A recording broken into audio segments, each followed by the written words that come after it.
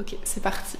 C'est ma première vidéo de janvier de 2024 d'ailleurs. J'ai pas fait de vidéo depuis mi-décembre. Je vous souhaite une excellente année 2024. J'espère que vos fêtes se sont bien passées. Bon, je sais que c'est pas une période agréable pour tout le monde. Il y a des gens pour qui c'est génial et d'autres pour qui c'est une période un peu difficile, mais en tout cas j'espère que ça s'est passé au mieux. J'espère aussi que votre année 2024 a bien démarré. Honnêtement, ces 3 dernières années, de 2020 à 2023, j'ai l'impression que pour beaucoup de personnes, ça a été des années assez difficiles, assez denses, avec beaucoup de moments compliqués, beaucoup de hauts et de bas. Et du coup, j'espère vraiment que cette année 2024 vous apportera et m'apportera un peu de paix, un peu de légèreté, un peu de calme, que ce sera une année paisible en fait. C'est vraiment ce que j'ai envie de me souhaiter et de vous souhaiter. Et je suis très heureuse de vous retrouver en cette fin de mois de janvier pour revenir sur YouTube après une absence de presque 1 mois et demi. Alors évidemment, vous vous en doutez si vous avez suivi mes récentes aventures, cette absence était justifiée par mes partiels, puisque je me suis réinscrite à l'université à distance. Je fais une licence de philosophie et humanité à Toulouse, mais du coup je dois y aller juste pour les partiels. Et j'avais mes partiels du 8 au 20 janvier, donc autant dire que mon mois de décembre a été hyper chargé niveau révision. Et puis évidemment janvier, là j'étais en plein partiel, et quand je suis rentrée j'ai eu besoin de prendre une semaine complète de repos.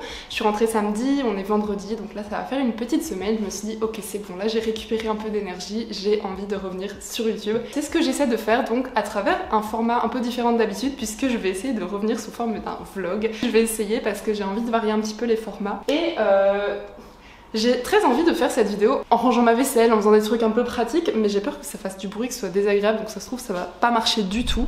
Mais au moins comme ça donnera un peu le côté vlog. Et en même temps, j'adore faire le ménage en parlant à quelqu'un, donc du coup, comme ça fait d'une pierre deux coups, j'ai l'impression de parler à quelqu'un, et du coup je vais pas voir le temps passer, et ça va me permettre d'être productive.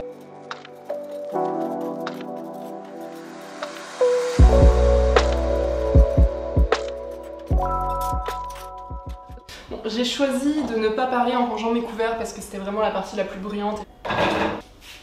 En fait, je crois que j'ai envie que cette vidéo, ce soit un peu comme si j'étais avec une pote dans ma cuisine qui est chez moi pour prendre un thé, que je lui parle spontanément parce que je crois que j'ai envie de mettre plus de spontanéité sur ma chaîne, de moins de prendre la tête en fait sur la création de contenu et juste de kiffer, de reprendre goût à la création parce que ces dernières années ça a été vraiment en montagne russe. Je créais, puis j'arrêtais, puis je reprenais.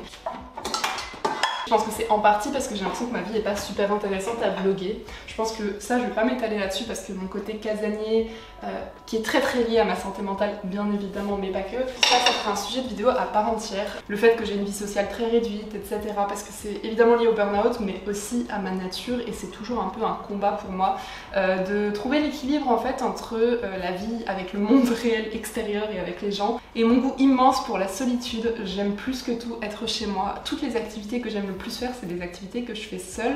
Et du coup, parfois, j'ai l'impression d'être juste asociale. Mais en même temps, j'adore passer du temps avec des gens, ça me nourrit. Donc, c'est pas que je suis asociale, c'est juste que j'ai du mal à trouver le bon équilibre en fait.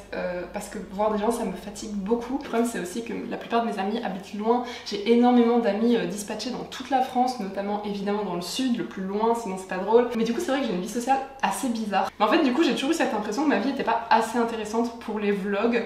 Mais au final, je peux très bien faire des vlogs casaniers.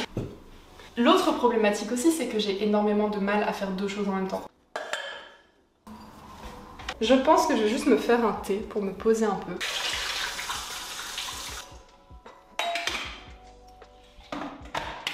Mais j'avoue que j'ai un petit peu faim, donc je réfléchis à ce que je pourrais me faire. Je sais. Dans mon congélateur, j'ai des cinnamon rolls de chez Ikea. Et c'est pas mauvais, je trouve qu'ils sont quand même un peu secs par rapport à ceux qu'on peut trouver en Suède, sûrement parce qu'ils sont surgelés, donc c'est pas dingue, mais ça fera le taf pour un petit goûter. Mais du coup, je vais choisir un thé dans cette boîte que je trouve trop belle, et en fait c'est un cadeau de ma meilleure amie, elle était venue, bon c'est un cadeau d'anniversaire, Noël un peu tardif, parce qu'elle m'a offert ça après les fêtes, mais parce qu'en fait la dernière fois que je l'ai vu c'était je crois le 27 décembre, et je l'avais pas revu depuis début octobre je crois, et du coup elle m'a vraiment gâtée, elle m'a offert plein de cadeaux, à la fois pour Noël, pour mon anniv, pour mes fiançailles, et dont notamment cette jolie boîte de thé, et dedans en fait c'est plein de petits sachets de thé en vrac, et du coup ça me permet finalement de goûter plein de thés différents de cette marque. Et j'adore avoir du choix, donc je suis très fan de ce cadeau. Alors soit je reste assortie à la cannelle et je prends un chai, soit au contraire je contrebalance avec un truc plutôt fruité. Les 2 premiers qui viennent me font tous les 2 envie. Donc c'est soit un thé noir cassis pêche, soit un chai classique.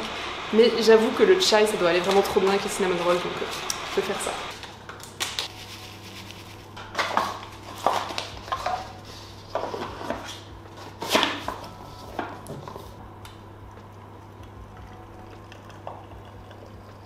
Voilà le fameux cinnamon roll surgelé.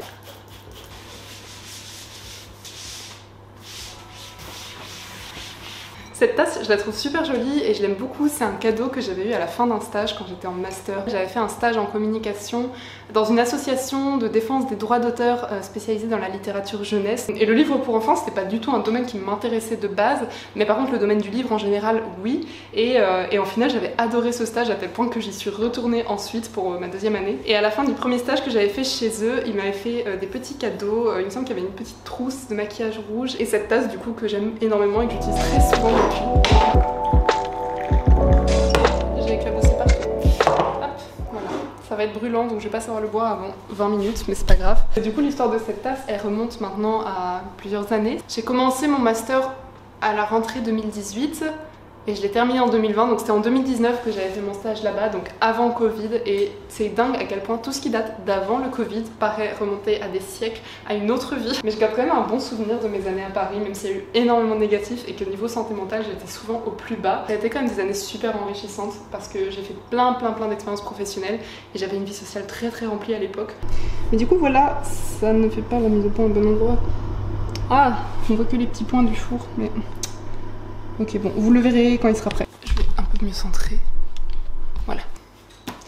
Petite anecdote, je sais pas si on voit les livres, mais j'ai reçu mes livres pour le deuxième semestre. Donc celui-là, je l'ai acheté par moi-même parce qu'il y avait un livre similaire chez ma sœur à Toulouse, parce que j'ai logé chez ma sœur en fait le temps que j'étais à Toulouse puisqu'elle habite à côté. Sinon j'ai un livre d'Aristote qu'on va étudier. Ça c'est un... C'est pas le texte de Barbie de Séville, mais c'est un commentaire, c'est pour le bac, mais au moins ça me donnera pas mal d'infos pratiques parce qu'on va étudier cette œuvre en littérature, parce que j'ai aussi de la littérature dans ma fac de philo. Ça c'est plusieurs œuvres de Beaumarchais, du coup je vais les lire en plus de l'œuvre qu'on doit lire obligatoire. Et puis une pièce de Corneille aussi que je connaissais pas du tout, et on aura aussi une pièce de Shakespeare. Le deuxième semestre en littérature ça va être full théâtre. Et niveau philo, j'ai méthodologie de la méthode universitaire, philosophie des sciences et philosophie antique et médiévale, mais de ce que j'ai vu ça va être uniquement la philosophie antique, et c'est pour ça que j'ai ce livre d'Aristote. Donc je vais pas trop m'étaler sur mes études dans cette vidéo parce que je ferai une vidéo spéciale pour vous faire un peu mon bilan de ce premier semestre et de est-ce que j'ai envie de continuer, où je me situe, est-ce que ça me plaît, etc. Mais voilà, en tout cas dans les grandes lignes je suis contente, j'ai appris plein de choses super intéressantes, je suis contente de ce que j'ai fait au partiel. Et puis bah maintenant j'attends les résultats, je vais faire le deuxième semestre, voir un peu ce que ça donne. Et voilà, c'est un peu l'essentiel, j'ai hâte de vous raconter plus en détail. Mais du coup, pour vous parler un peu plus de ce qui se passe dans ma tête en ce moment, ça va faire une semaine que je suis rentrée de Toulouse. Donc j'étais partie 15 jours pour mes partiels et honnêtement ça fait 2 mois que j'ai plus de vie. J'ai fait vraiment que étudier depuis fin novembre et les partiels ça a été extrêmement dense, donc ma vie a vraiment tourné autour de ces études pendant 1 mois et demi, 2 mois.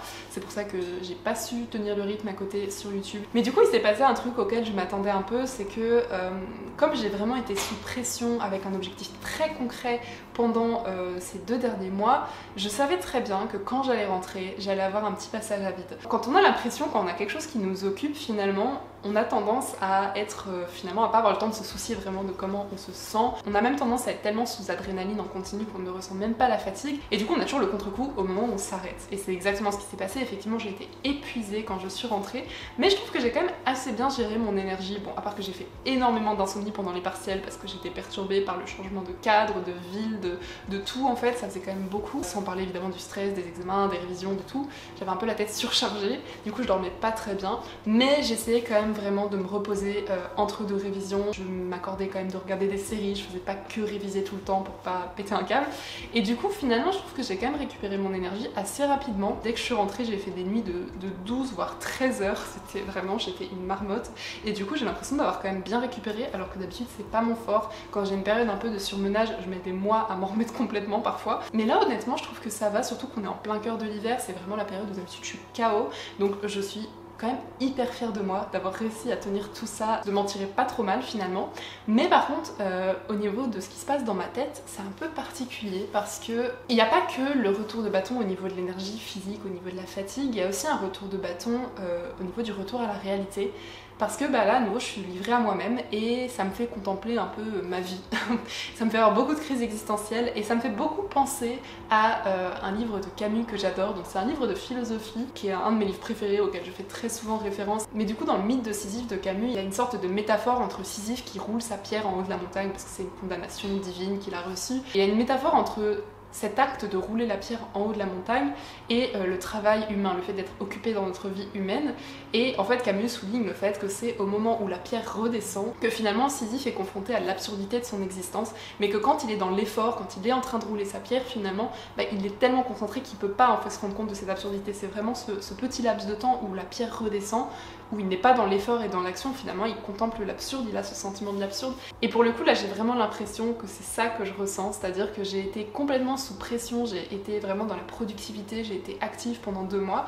Et maintenant que je peux souffler, j'ai vraiment une grosse crise existentielle, que ce soit par rapport aux études, que ce soit par rapport à ma vie en général, par rapport à là où j'en suis, parce que j'ai quand même commencé ces études dans un contexte particulier, puisque c'est suite à un burn-out, que je suis un peu à un point mort au niveau professionnel, même si je continue toujours un peu mon activité, mais j'ai vraiment dû lever le pied. Je suis un peu dans un moment où je me dis sur quoi je me focalise en fait, qu'est-ce que je vais faire de ma vie, est-ce que je vais trouver ma vocation, parce qu'en fait j'aime faire plein de choses, mais j'ai pas un truc spécifique qui me fait vibrer, j'ai vraiment besoin de faire plein de choses différentes, mais en même temps c'est un truc qui a tendance à conduire au burn-out, donc ça demande énormément de patience, d'organisation, tous les projets prennent plus de temps quand on en mène plusieurs en même temps. J'ai l'impression un peu de vivre cette crise existentielle et professionnelle que beaucoup de personnes ont connue pendant le Covid, mais avec 3 ans de retard. Je vais regarder où en est mon roulé à la cannelle. Ça, vraiment, j'ai oublié de le mettre dans l'assiette. Je suis revenue m'installer avec une assiette vide et découvert. Ça, c'était vraiment une démonstration live de ce qu'est de vivre avec un TDAH. Et voilà. Bon, ça sent trop bon. Je suis quand même contente d'avoir ça dans mon congélateur parce que comme ça, quand je suis un peu nostalgique de Stockholm, je sais que je peux toujours manger un petit cinnamon roll. Mais bon, du coup, pour en revenir à ce que je disais juste avant d'aller chercher... Déjà, c'est un miracle, j'ai réussi à pas l'oublier dans le four pendant que je parlais et à ne pas le faire cramer. Mais du coup, je vous parlais un peu de ma crise existentielle et de mon sentiment un peu de vide. Évidemment, le fait qu'on soit en hiver, ça joue. La preuve est qu'aujourd'hui, j'ai profité du soleil sur ma terrasse, il a fait beau et je me sens beaucoup moins vide que les jours précédents où il faisait gris et où il faisait sombre. Donc je sais que évidemment la saison a un impact sur mon moral comme tous les ans, mais il est quand même moindre. Je pense que le fait d'avoir remis une contraception, ça joue beaucoup sur mes dérèglements hormonaux qui font que j'ai toujours un moral en montagne russe. Là, je viens de renverser du thé partout sur moi. Alors évidemment, c'est pas parce qu'on est maladroit qu'on a un TDAH, c'est pas parce qu'on est tête en l'air qu'on a un TDAH, mais quand c'est absolument omniprésent, tout le temps, sans arrêt, il y a quand même parfois des questions à se poser. En fait, je me rends compte rétrospectivement que j'ai toujours eu énormément de signes du trouble de l'attention, et pourtant ça m'était jamais venu à l'esprit. Et ce qui m'a surtout biaisé, en fait, c'était le côté hyperactivité. Parce que je ne savais pas que l'hyperactivité pouvait être surtout au niveau mental. Et comme je suis une personne qui, depuis que j'ai fait des très grosses dépressions pendant mon adolescence, sachant que j'ai été en dépression à partir de l'âge de 9 ans, j'ai connu un état de fatigue chronique très précoce dans ma vie. Et en fait, cet état d'épuisement constant dans ma vie fait que je ne m'identifiais pas du tout à ce trouble que j'associe beaucoup à l'hyperactivité, le fait de bouger tout le temps, d'avoir beaucoup d'énergie. C'est pour ça que j'ai mis très longtemps avant de commencer à me poser des questions sur le TDAH. Mais du coup, je vous parlais de ma crise existentielle. Et là où je voulais en venir, c'est que finalement, ça me fait beaucoup cogiter en ce moment, je me pose beaucoup de questions sur mon futur. Et pourtant, je vais pas trop mal parce que j'ai l'impression que j'arrive à peu près bien à gérer cette crise. C'est normal d'avoir un peu une crise de sens pour plein de raisons. Parce que le monde, l'actualité depuis 3 ans, c'est quand même assez cauchemardesque. On vit dans un monde qui est hyper instable, économiquement, socialement, sur plein de plans. Donc forcément, c'est quelque chose qui affecte un peu notre rapport au monde et donc au sens de la vie, etc. Donc je pense que beaucoup de personnes connaissent un peu des passages un peu à vide au niveau existentiel, surtout depuis 3 ans. Donc il y a ça évidemment, mais aussi sur le plan personnel, le fait d'avoir vécu énormément d'épreuves de manière très intense, très rapprochée ces dernières années dans ma vie perso. Je pense aussi que ça a un peu joué, ça m'a beaucoup déstabilisée, ça fait que je vis avec une anxiété qui est assez démesurée. Je m'attends toujours au pire, je m'attends tout le temps à un drame, je m'attends tout le temps à une nouvelle horrible parce que justement j'ai eu des gros chocs émotionnels ces dernières années et maintenant ça a vraiment alimenté mon anxiété et du coup j'ai beaucoup de mal en fait à me dire tout va bien, et quand tout va bien j'ai toujours cette peur terrible qu'il se passe quelque chose qui vienne tout casser. J'ai énormément de mal à me réjouir quand les choses vont bien, donc forcément ça joue aussi. Il y a pas mal de paramètres en tout cas qui alimentent en fait cette crise existentielle, mais malgré tout je la gère quand même. Évidemment le fait d'avoir une santé mentale catastrophique depuis mon enfance, ça joue dans ma résilience et ma capacité à gérer les crises, mais au-delà de ça je pense aussi que j'ai quand même une certaine sérénité suite à mon burn-out. Ça fait 1 an que je dois faire cette vidéo sur mon burn-out, mais en fait ça évolue tellement. J'ai l'impression qu'à chaque fois que j'ai un peu plus de recul, c'est toujours une vision complètement différente que j'en ai. Mais en tout cas là la vision que j'ai, c'est que ce burn-out m'a vraiment fait revoir mes priorités, notamment par rapport à ma santé, à mon bien-être. Le diagnostic du TDAH aussi a beaucoup joué dans la manière dont je comprends mon corps, dont je comprends mon énergie, dont je comprends ma fatigue, mon anxiété, etc.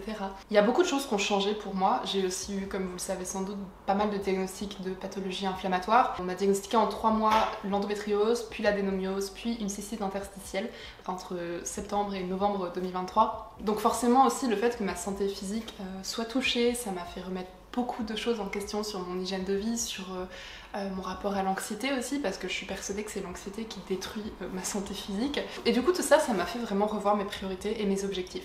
Ce qui fait qu'en 2023, j'avais un seul objectif, plus que tout, c'était de guérir du burn-out. Et je crois que j'ai plutôt pas trop mal réussi, puisque aujourd'hui j'arrive quand même à nouveau à fonctionner, donc c'est juste que je pensais que cette phase elle durerait 2 mois et en fait elle a duré quasiment 1 an. Et j'étais persuadée qu'en 1 an ce serait complètement résolu, mais en fait je me rends compte que là j'ai juste réussi à retrouver mon niveau de base, c'est-à-dire retrouver à peu près mon état de santé, peut-être pas physique puisque j'ai eu des pathologies qui se sont manifestées entre temps, mais en tout cas mentale de pré-burnout.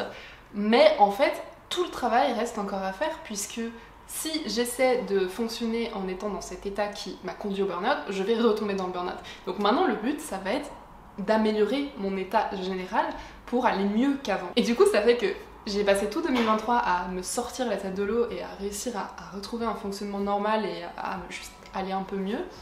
Et là maintenant que je commence à aller mieux et à me sentir capable de faire des choses de ma vie à nouveau, bah maintenant il va falloir que je continue ce parcours de guérison.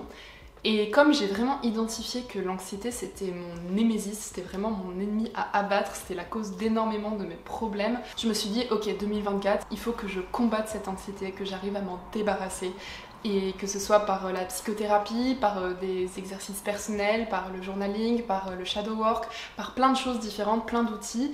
Je vais aussi voir des thérapeutes, j'ai un programme de régulation du système nerveux aussi, enfin j'ai plein d'outils sous la main, je vais essayer de tout mettre en place, la pratique du yoga et de la méditation aussi évidemment. Ma priorité c'est de venir à bout de l'anxiété, pour que, par effet boule de neige finalement, mes problèmes de santé physique aillent mieux et de santé mentale aussi naturellement, puisque l'anxiété joue beaucoup dans ma fatigue, la fatigue joue beaucoup dans mes tendances dépressives, etc. etc. C'est un cercle vicieux. Et l'anxiété m'empêche de vraiment sortir pour de bon du burn-out. Donc j'ai vraiment identifié le point à combattre en 2024 et du coup, c'est ma résolution principale. Et bien sûr, ça veut pas dire que je vais rien faire d'autre de mon année, mais je sais que je peux pas être sur tous les fronts et que je peux pas me lancer dans un nouveau business, trouver ma vocation, trouver ma mission de vie et en même temps réussir à combattre des problèmes de santé mentale qui sont incrustés en moi depuis des années. Je commence 2024 avec d'un côté la conviction, je sais ce que je dois faire, je sais sur quoi je dois prioriser cette année, je suis confiante, je sais que je peux le faire, et en même temps, bah, je me sens quand même vide. Alors oui, j'ai une chaîne YouTube, oui, j'ai recommencé des études à distance, etc. Mais je n'ai pas ce projet de vie, je n'ai pas ma mission de vie, je n'ai pas le truc qui me porte, qui sera à la fois mon métier, qui va me permettre de payer mes factures et en même temps de me rendre heureuse et accomplie. Et je sais que c'est pas encore la bonne année pour le trouver. Donc je vais juste continuer à gérer un peu mon business web pour l'instant. Je vais continuer YouTube, même si je n'en vis pas et que je le fais juste pour le plaisir. Les études pareil, c'est surtout pour le plaisir parce que j'ai pas l'intention de faire de philosophe un métier. Mais là voilà, je suis un petit peu perdue parce que je me rends compte qu'en fait, socialement, notre valeur est vraiment définie par notre travail, par notre accomplissement professionnel. Et quand le travail n'est pas notre priorité, bah, on se sent très en décalage de la société. De base, je suis quelqu'un de très ambitieuse et en fait, le burn-out et la peur de la rechute a un peu tué mon ambition. Aujourd'hui, je sais plus de quoi je suis capable, je ne sais plus quelles sont mes compétences, je sais plus ce que je peux faire sans me surmener. Et en gros, j'ai une perte de repère en fait par rapport à ce dont je suis capable professionnellement qui fait que j'ai beaucoup plus de mal à me projeter. Et ça, c'est comme si j'avais vraiment un voile complet devant mes yeux quand j'imagine les choses que je veux faire. Alors que pourtant, j'avais plein de rêves, il y a plein d'idées de business, d'activités que je voulais faire à la base. Mais là, j'ai ce voile devant les yeux qui m'empêche de les voir parce qu'ils me paraissent infaisables. Parce que pour l'instant, je suis biaisée par le prisme de mon état de santé physique et mentale actuel. Et c'est pour ça qu'en fait je me dis mais faut que j'arrête de vivre dans le futur, faut que j'arrête de penser toujours à demain, après-demain, dans 5 ans, 10 ans, parce qu'en fait j'ai que 26 ans, j'ai encore le temps de la trouver cette vocation. Et surtout, j'ai quand même déjà un business qui fonctionne à peu près, j'ai des clients qui me demandent des prestations assez régulièrement, donc j'ai toujours un peu d'argent qui rentre avec ça. C'est pas comme si j'avais complètement mis fin à mes activités. Mais je pense qu'en fait c'est aussi en lien avec l'anxiété, c'est le fait de toujours avoir besoin de savoir dans quelle direction je vais et pourquoi je fais ce que je fais, pourquoi je me lève le matin, parce que sinon en fait je me sens complètement vide si j'ai pas un truc qui me drive, un truc qui me pousse vraiment au jour le jour. Et là je sens qu'en fait cette année je vais devoir apprendre à faire quelque chose qui est complètement contraire à cette nature, qui est de vivre dans l'instant présent, de voir chaque journée en fait comme un combat isolé et de pas me projeter trop loin dans le futur, mais juste me dire ok, j'ai un truc à faire et je vais le faire un petit peu tous les jours. Et ce truc c'est prendre soin de moi, retrouver du sens, travailler sur mon anxiété, gérer mes responsabilités, mes études, mon entreprise qui existe toujours et qui demande quand même pas mal d'investissement. C'est déjà énorme en fait, je sais très bien que c'est déjà énorme, mais je crois que je suis quelqu'un qui a tendance à se mettre énormément de poids sur les épaules et j'ai du mal à être contente de moi, enfin je suis même jamais satisfaite de moi. J'ai l'impression que j'en fais jamais assez, que je vais jamais assez vite. Là je vous parle vraiment sans filtre parce que j'ai quand même une chaîne sur laquelle je parle beaucoup de bienveillance envers soi-même et pourtant là-dessus je suis pas un modèle à suivre. Mais j'apprends beaucoup en fait de toutes ces erreurs et je pense qu'un jour j'atteindrai cet idéal que je revendique parce que j'ai du mal à l'incarner, mais je sais que c'est vers ça qu'il faut aller. Du coup tout ça pour dire que là je commence 2024 sereine et perdue à la fois, c'est un peu bizarre. Et qu'en fait il y a une bataille permanente entre ces deux parties de moi qui fait que je passe mon temps à passer de je vais bien à je vais mal, je vais bien, je vais mal. Et c'est un peu les montagnes russes. Et honnêtement c'était plus facile quand j'étais dans le super rush de révision parce que la philosophie me nourrissait l'esprit, la littérature aussi, les cours. Et du coup j'avais pas le temps de penser à ma vie, à ma crise existentielle, à où j'en suis. Je sais que je dois être en retrait pour le moment. C'est pas le moment de ma vie où je dois voir plein de monde, avoir un grand cercle social, etc. Parce que la santé, c'est l'élément de base en fait. Et quand j'aurai la santé physique et mentale, ben là je pourrais à nouveau entreprendre au niveau professionnel, au niveau social, avoir une vie plus active et plus dynamique aussi. Mais en fait la santé c'est le pilier de tout, donc on est obligé de prioriser sur ça. Et j'ai toujours dit que la santé c'était le pilier de la liberté, c'était la condition numéro 1 pour se sentir libre de faire ce qu'on veut dans sa vie. Et j'ai beau avoir toujours prôné ça, finalement j'ai quand même un petit peu ruiné ma santé, mais je m'en sens pas vraiment coupable parce que je sais que j'ai un passé qui justifie le fait que c'est compliqué, le fait que je sois très dure avec moi-même. J'ai énormément de choses à travailler sur le plan psychologique et émotionnel. Mais en tout cas, ce sera un très long cheminement et du coup, c'est pour ça que cette année, j'ai pas des objectifs ou des résolutions de dingue. Je veux juste faire mes petites routines du matin, réussir à me sentir satisfaite de moi, faire mes trucs administratifs, professionnels, mes études et toutes les choses qui peuvent me permettre de me sentir bien et de mieux en mieux, d'avancer.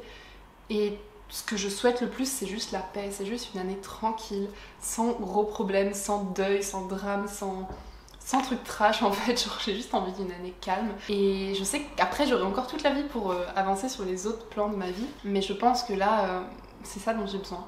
Et il faut que je réussisse à l'accepter, même si ça me donne un sentiment de décalage avec le reste du monde. En tout cas, je vais vous partager mon cheminement de guérison au fur et à mesure. Je vais vous partager mes prises de conscience, je vais vous partager ce qui fonctionne contre l'anxiété, etc. Mais du coup, voilà, si vous avez des thématiques qui vous intéressent, si vous avez des sujets que vous avez envie que j'aborde, maintenant que vous savez un peu plus où j'en suis dans ma vie, s'il y a des thématiques qui vous intéressent particulièrement, n'hésitez pas à me le dire.